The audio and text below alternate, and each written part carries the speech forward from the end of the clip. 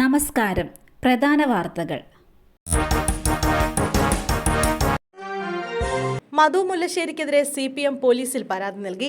BJPയിൽ ചേർന്ന മുൻ area secretary മധു മുല്ലശ്ശേരിക്കെതിരെ CPM പോലീസിൽ പരാതി നൽകി. CPM മംഗലപുരം ഏരിയ സമ്മേളനത്തിനായി പിരിച്ച പണം തന്നില്ലെന്ന് പരാതിയിൽ ആരോപിക്കുന്നു. ആറ്റിങ്ങൽ ഡിവൈഎസ്പിക്കാണ് പുതിയ മംഗലപുരം ഏരിയ കമ്മിറ്റി പരാതി നൽകിയത്. മംഗലാപുരം ഏരിയ സമ്മേളനങ്ങൾക്കിടെ ഉണ്ടായ പൊട്ടിത്തെറിയിലാണ് മധുവും ജില്ലാ നേതൃത്വവും രണ്ടു വഴിക്കായത്. സാമ്പത്തിക ആരോപണങ്ങളും സംഘടനാ വിരുദ്ധ പ്രവർത്തനങ്ങളും ആരോപിച്ചാണ് ഏരിയ സെക്രട്ടറിയായ മധു മുല്ലശ്ശേരിയെ പുറത്താക്കിയത്. തുടർന്ന് മധു മുല്ലശ്ശേരി BJPയിൽ ചേരുകയായിരുന്നു. പുല്ലുപറിക്കുന്നതിനിടെ സ്ത്രീയെ ആക്രമിച്ചു. രക്ഷിക്കാനെത്തിയവർക്കും പരിക്ക്. മാറഞ്ചേരിയിൽ കടന്നൽക്കൂട്ടത്തിന്റെ ആക്രമണത്തിൽ നിരവധി പേർക്ക് പരിക്കേറ്റു.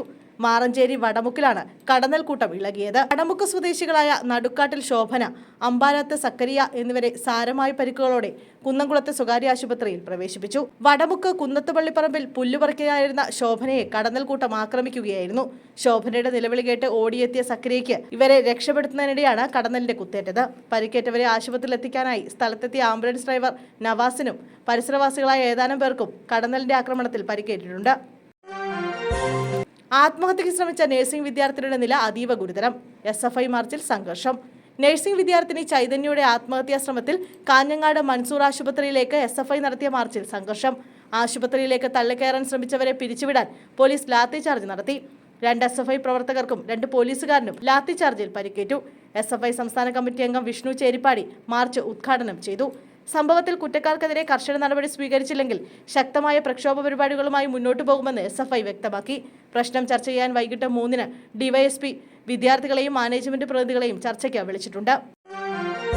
1-ാം വർഷ ITI വിദ്യാർത്ഥിനി ജീവനൊടുക്കിയ സംഭവം. പ്രതിശ്രുത വരൻ സന്ദീപ് പോലീസ് കസ്റ്റഡിയിൽ. നെടുമങ്ങാട് 1-ാം വർഷ ITI വിദ്യാർത്ഥിനി ജീവനൊടുക്കിയ സംഭവത്തിൽ പ്രതിശ്രുത വരൻ കസ്റ്റഡിയിൽ. പ്രതിശ്രുത വരൻ സന്ദീപ് നമിതയുടെ വീട്ടിൽ ചെന്ന് കണ്ട് സംസാരിച്ച ശേഷമായിരുന്നു മരണം. ഇന്നലെയാണ് നമിതയെ തൂങ്ങിമരിച്ച നിലയിൽ കണ്ടെത്തിയത്. വാടക വീടിന്റെ അടുക്കളയിലാണ് നമിതയെ തൂങ്ങിമരിച്ച നിലയിൽ കണ്ടത്. വിവാഹമുറപ്പിച്ച യുവാവുമായി അഭിപ്രായ ഭിന്നത ഉണ്ടായിരുന്നെന്നാണ് വിവരം. രാവിലെ ഇയാൾ വീട്ടിലെത്തി നമിതയുമായി സംസാരിച്ചിരുന്നു. പിന്നീട് ഫോണിൽ കിട്ടാത്തതിനെ തുടർന്ന് വീണ്ടും വന്നു നോക്കിയപ്പോഴാണ് മരിച്ച നിലയിൽ കണ്ടെത്തിയത്.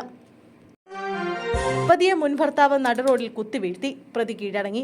പുതുക്കാട് സെന്ററിൽ യുവതിയെ മുൻ ഭർത്താവ് കുത്തി പരിക്കേൽപ്പിച്ചു.